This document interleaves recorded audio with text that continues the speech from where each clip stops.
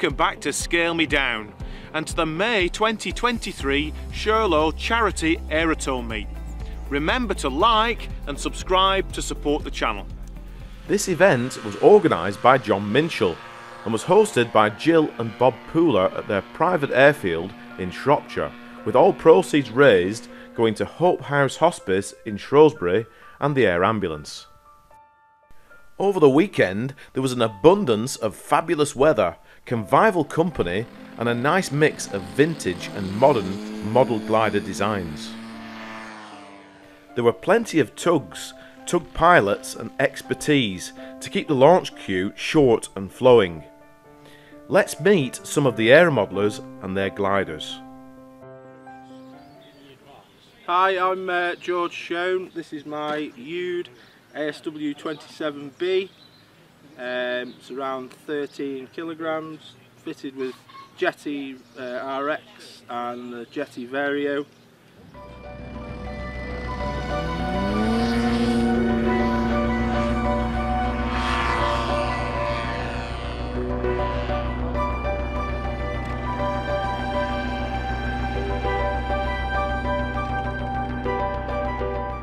Yeah, owned it for about 2 years. It's a pleasure to fly, especially on a nice day like this.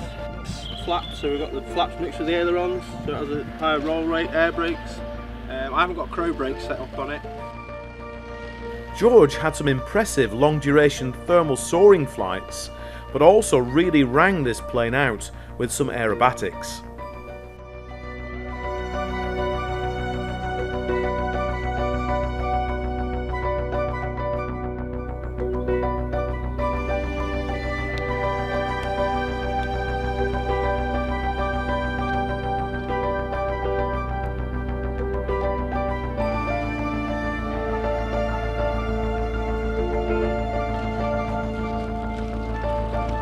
This model has an enormous speed range, and it made this lovely whooshing noise on its high-speed passes. I know that one of these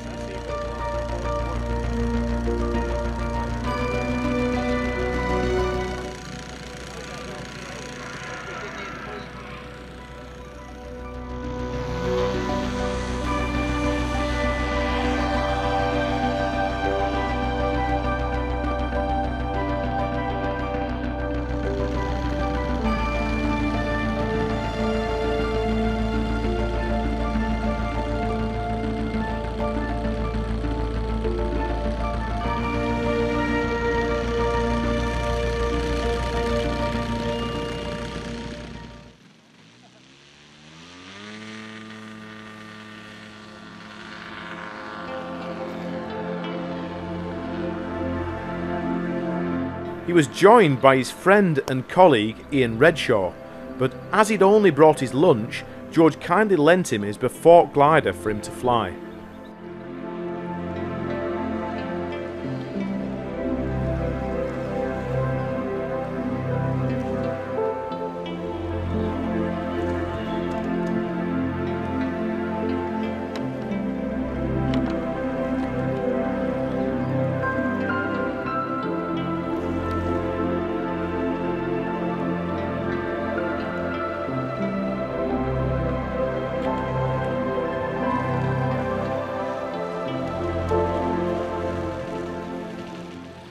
Hi, name's John Lawrence.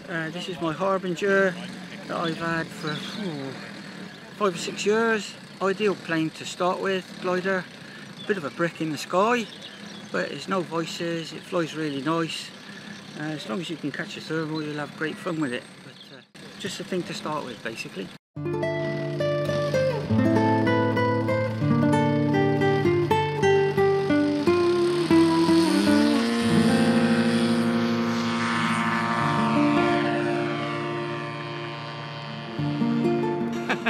I don't know the all-up weight, but it's pretty heavy.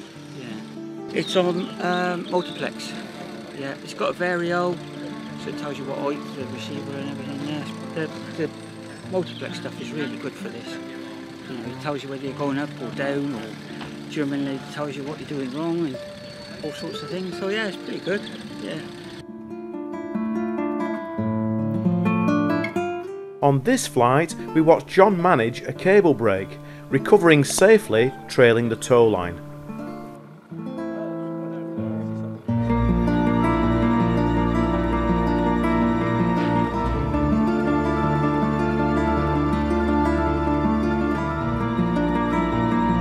With such good weather, the skies were often busy with gliders.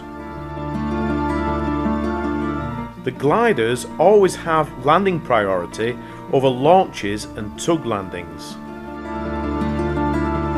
But when there was the occasional bottleneck, there was always the option of landing in the long grass on the far side of the strip.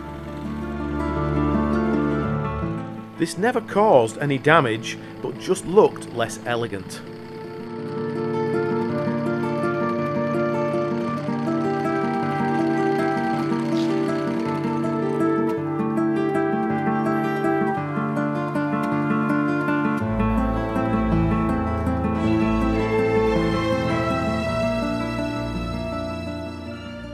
My Mini Moa was the perfect choice of aeroplane for the conditions.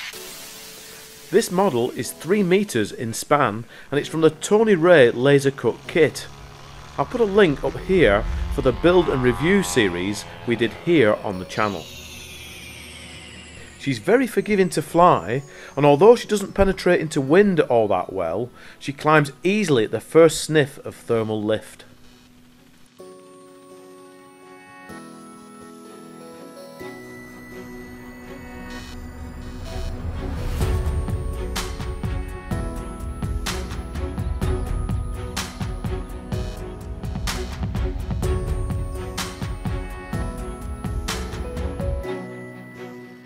Between this and my 3 meter Condor Evo, which is modified from the Fly kit, I had many flights, some of which were quite long, and I had tremendous fun.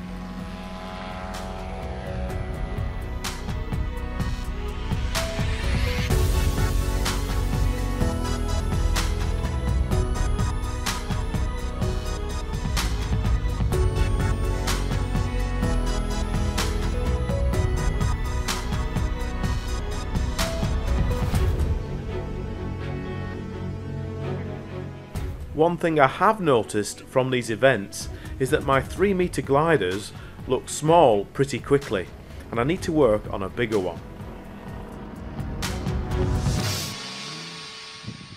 One such aeromodeller who didn't have this problem was Paul Watkins, who conducted the maiden flight on his enormous KA-6.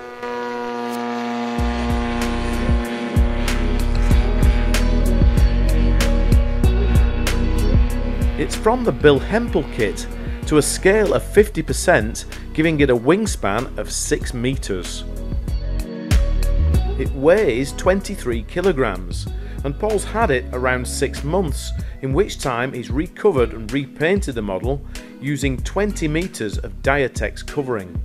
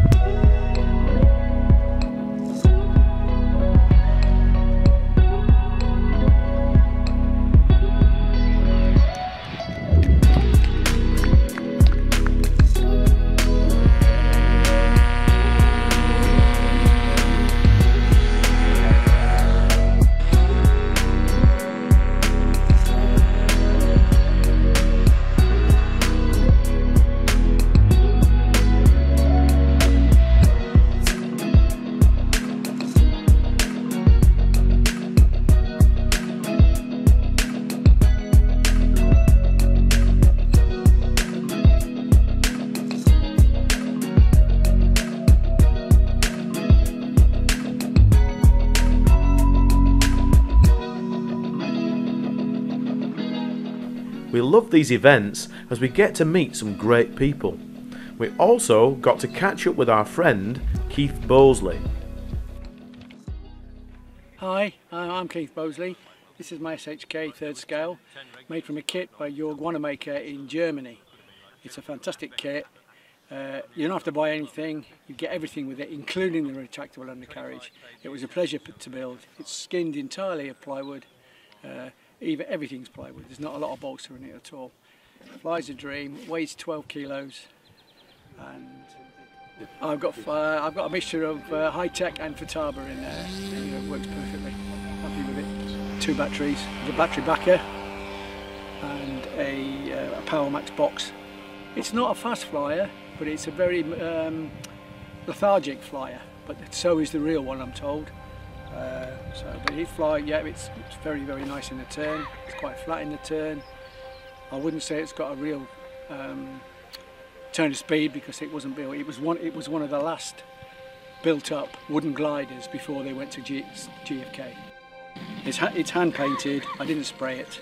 Right. It's covered in Diatex 1000, and then 2 coats of dope, then sprayed undercoat, primer, and then hand painted on top of that.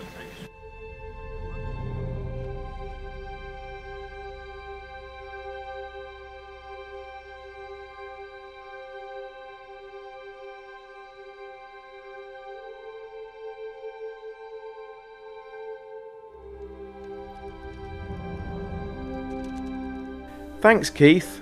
Antonia Gibb flew a very similar aeroplane at this event, so this might be her aeroplane landing, not sure.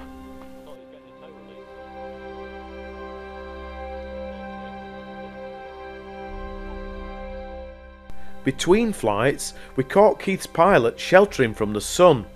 It was such a lovely day that he'd even taken his woolly hat off. There were lots of other suitably adorned cockpits.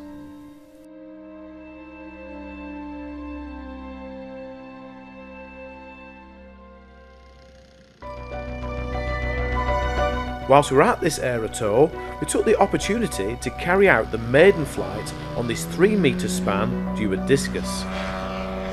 This was from the Faltus kit from the early 90s, and I thought it would fly much like our 4-metre Duo Discus from the Fly kit.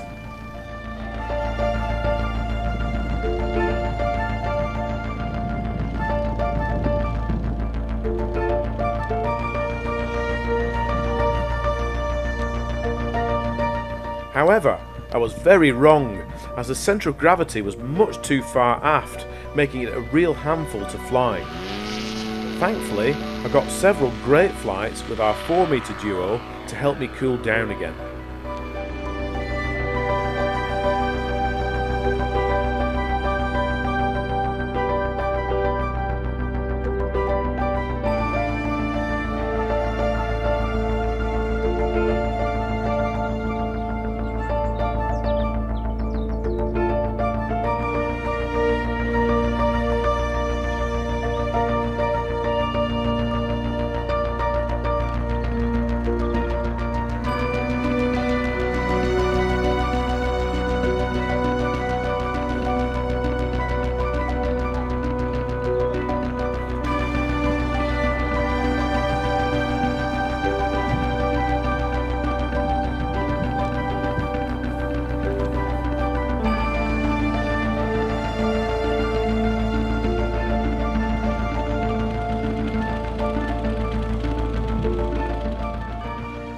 We've had a brilliant day and I hope you've enjoyed our little film.